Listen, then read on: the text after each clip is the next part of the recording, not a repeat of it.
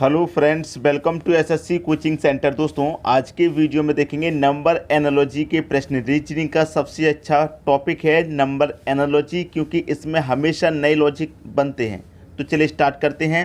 पहला प्रश्न है, 6 से रिलेशन हमारा 15 है तो 35 से रिलेशन क्या बनेगा। यहाँ पर 6 है, यहाँ पर 15, यहाँ पर 35। कोई भी संख्या मल्टीपल में नहीं है, कोई भी संख्या स्क्वायर में नहीं है, कोई भी संख्या यहाँ पर क्यूब में नहीं है, लेकिन फिर भी कोई ना कोई रिलेशन आपका बनेगा। दोस्तों, यहाँ पर क्या रिलेशन बनेगा वही आपको बता देना है। ठीक है, देखिए यहाँ पर अगर मैं कहूँ ये जो 6 है, ये 15 है और ये 36 है। अगर मैं इस 6 के फैक्टर करूँ तो क्या फैक्टर होंगे दोस्तों। अगर मैं कहूँ तो आप कहेंगे कि 2 गुने 3 कर सकते हैं आप।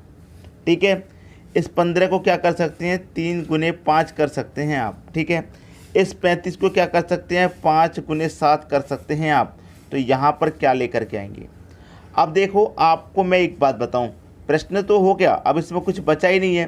कैसे नहीं बचा मैं आपको बता दूं। देखिए हमने क्या 2 गुने 3, 3 गुने 5, 5 गुने 7। अब यहाँ पर क्या आएगा, यहाँ जो लास्ट है वो यहाँ फर्स्ट है, यहाँ जो लास्ट है वो यहाँ फर्स्ट है, यहाँ जो लास्ट है वो यहाँ फर्स्ट आ जाएगा। आ जाएगा कि नहीं आ जाएगा। तो यहाँ पर कितना आ जाएगा, 7 आ जाएगा। क्लियर है। अब दूसरी बात, एक बात और इसमें ध्यान देनी है। क्या बात ध्यान देनी है मैं आपको बता दूं।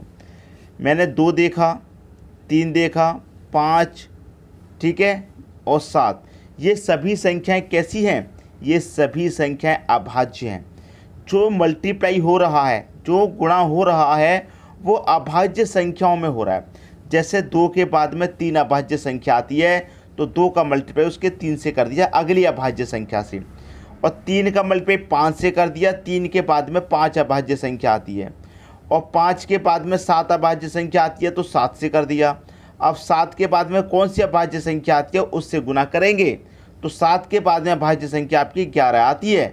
ठीक है, तो 7 का मल्टीप्लाई 11 से करेंगे, कितना आ जाएगा, 77 आ जाएगा। तो यहाँ जो आंसर होगा वो आपका 77 होगा। सी ऑप्शन बिल्कुल सी। बात आई क्लियर भाई। यहाँ पर जो मल्टीप्लाई हो रहा है वो अभाज्य संख्या से हो रहा है। जैसे 2 का मल्टीप्लाई मैंने 3 से किया, 2 के बाद में 3 अभाज्य संख्या आती है, 3 के बाद में 5 अभाज्य संख्या आती है, 5 के बाद में 7 आती है, तो 7 के बाद में 11 आती है। हो गया प्रश्न समझ में क्लियर। अब देखेंगे अगला प्रश्न। अगला प्रश्न है आपका 36 है, 324, 49 क्वेश्चन मार्क। भाई यहाँ पर मुझे सीधा सीधा दिखाई दे रहा है कि मेरे पास जो 36 है ये क्या है, 6 का स्क्वायर है। क्लियर, सीधा सीधा नज़र आ रहा है।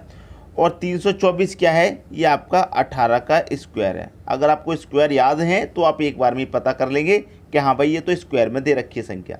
और ये जो 49 है ये भी आपको मालूम है 7 का स्क्वायर है। यहाँ पर क्या आएगा, किस संख्या का स्क्वायर आएगा। ठीक है, अब मैं यहाँ ऑप्शन में देखूँ कौन कौन सी संख्या मेरे पास स्क्वायर में है। कौन कौन सी भाई, 411 किसी संख्या का स्क्वायर नहीं होता, 444 भी नहीं होता, 349 भी किसी संख्या का स्क्वायर नहीं होता। भाई यहाँ तो मैंने अभी प्रश्न को सॉल्व किया ही नहीं, ऑप्शन चेक करें, सिर्फ एक ही संख्या स्क्वायर में, तो मेरा सही हो गया पहला ऑप्शन। अब करके देख लेते हैं। पहले 6 का स्क्वायर था, 6 के बाद 18 का, तो 6 से 18 पे कैसे पहुँचेंगे। अगर आप 6 का मल्टीप्लाई 3 करेंगे तो 18। उसी तरीके से यहाँ पर भी देखो, मल्टीप्लाई यहाँ 3 किया तो यहाँ भी मल्टीप्लाई 3 कर दो, तो 7 का मल्टीप्लाई 3 से करूँगा 21 हो जाएगा, और 21 का स्क्वायर करूंगा तो 441 होता है। बिल्कुल सही हो गया मेरा प्रश्न। कितना आ जाएगा भाई, 441 आ जाएगा। क्लियर है। अब देखेंगे अगला प्रश्न। अगला प्रश्न है 24 है, 24 का रिलेशन 416 से, 46 का रिलेशन फिर किस संख्या से बनेगा। भाई जब 24 का रिलेशन बड़ी संख्या से बन रहा है तो 46 का भी बड़ी संख्या से बनेगा। ऑप्शन में भी बड़ी बड़ी संख्या है। अब देखिए होगा क्या, 24 से 416 कैसे बनेगा। अगर आप ध्यान से देखेंगे, जैसे कि मेरे पास ये 2 है, ठीक है, और मेरे पास ये 4 है। मैं क्या करूँ, 2 का भी स्क्वायर कर दूँ और इस 4 का भी कर दूँ। ठीक है, तो 2 का स्क्वायर कितना होता है, 4, और 4 का स्क्वायर कितना होता है, 16। मैंने दोनों को कर दिया भाई, 416 हो गया, और मुझे 416 ही तो दे रखा है।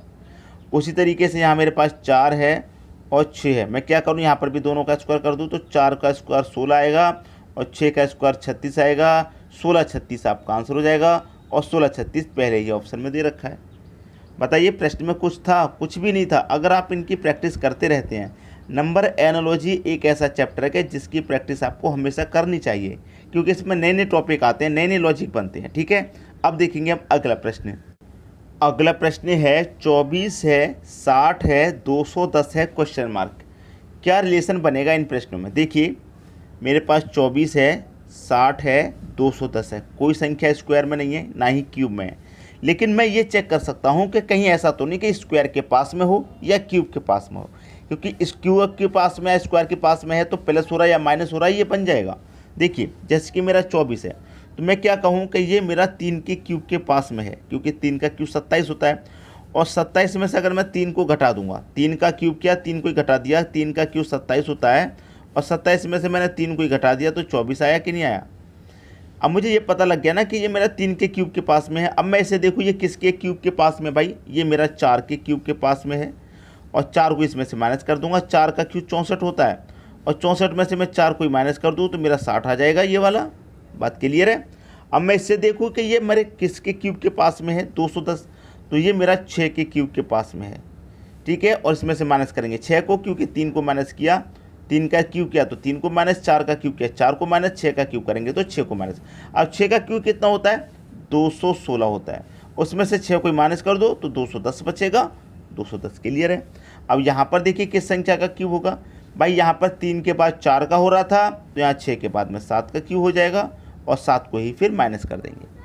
अब 7 का क्यूब होता है 343, उसमें से हम माइनस कर देंगे 7 को ही, तो 343 में 7 जाएगा, 336 बचेगा। 336 ये आपका आंसर हो गया, 336 बचेगा। 336 कहाँ पर है भाई, सी ऑप्शन में दिखाई दे रहा है। ये आपके प्रश्न का बिल्कुल सही जवाब है। क्लियर होगी बात। अब देखेंगे अगला प्रश्न। अगला प्रश्न है 49, 16, 169 क्वेश्चन मार्क। ध्यान से देखिए कहीं स्क्वायर या स्क्वायर के पास तो नहीं है। 49 मेरा क्या होता है भाई, 7 का स्क्वायर। 16 मेरा क्या होता है, 4 का स्क्वायर। 169 होता है भाई 13 का स्क्वायर। मुझे तो स्क्वायर याद है तो मैं तो पता कर लूँगा ना कौन सी संख्या स्क्वायर में है। ऐसे ही अगर आपको याद होंगे तो आप पता कर लेंगे, तो आपको स्क्वायर और क्यूब याद होनी चाहिए। अब देखिए 7 के स्क्वायर के बाद में 4 का स्क्वायर हुआ तो 7 से मैंने कितना कम किया भाई, 3 कम किया। तो यहाँ 13 में से भी मैं 3 कम कर दूंगा तो 13 में से 3 जाएगा 10, तो इसका मतलब यहाँ पर क्या आएगा 10 का स्क्वायर। और 10 का स्क्वायर कितना होता है भाई, 100 होता है। क्लियर, पहला ऑप्शन सही हो गया। 10 का स्क्वायर कितना होता है, 100। ये आपका सही आंसर है। अब देखेंगे अगला प्रश्न।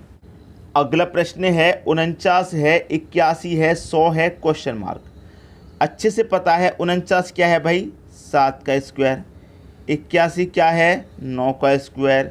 100 क्या है, 10 का स्क्वायर। अब यहाँ पर मैं किस संख्या का स्क्वायर करूँ भाई, आपको अच्छे से पता है कि 7 के स्क्वायर के बाद आपने 9 का स्क्वायर किया तो 7 में कितना जोड़ा आपने 7 में 2 जोड़ के स्क्वायर किया।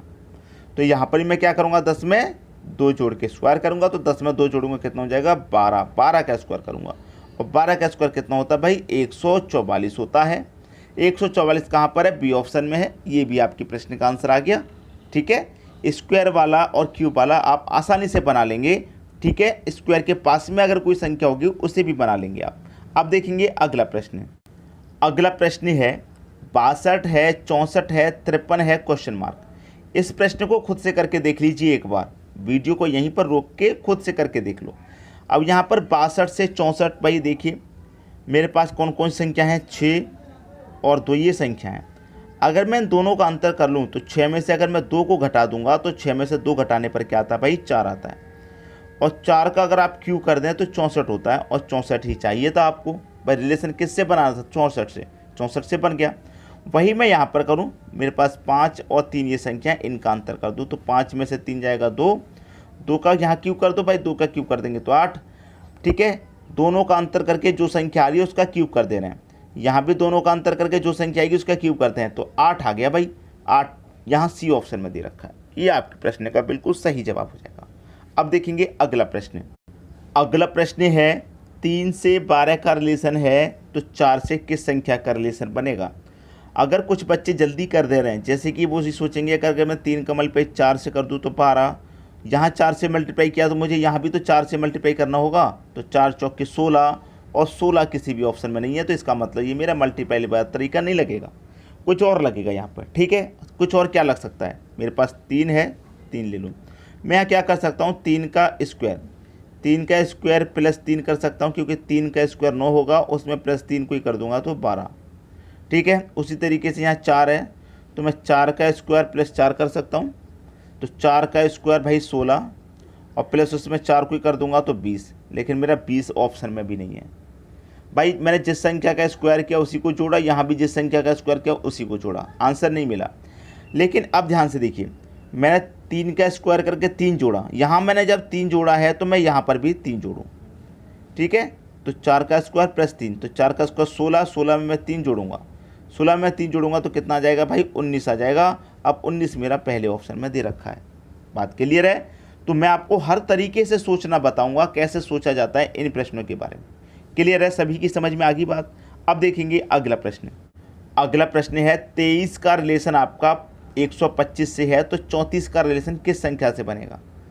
ये प्रश्न पहले तो मैं आपको होमवर्क के लिए देना चाह रहा था, लेकिन अब मैं इसको कराऊंगा क्योंकि मुझे लग रहा है सभी बच्चे नहीं कर पाएंगे। यहाँ पर 23 का रिलेशन 125 से है। अब मैं क्या करूँ, 23 में जो संख्या मेरे पास 2 और 5 अगर मैं इनको जोड़ लूँ तो 2 और 3 कितना हो जाएगा भाई 5, और 5 का अगर मैं क्यू कर दूँ तो 125 होता है।